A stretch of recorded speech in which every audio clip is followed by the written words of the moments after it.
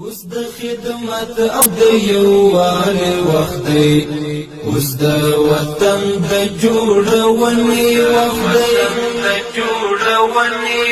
دی، اوس په دې خاوره د جنګونو پر ځای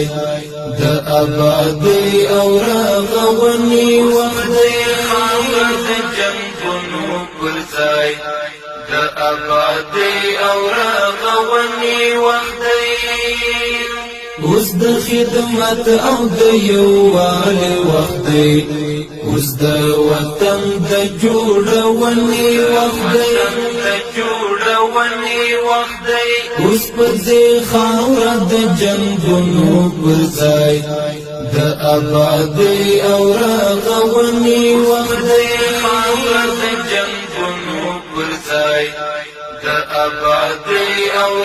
رغونې وخت دی. اوس ضرورت د شرع کلی مونږ ته هر هیواد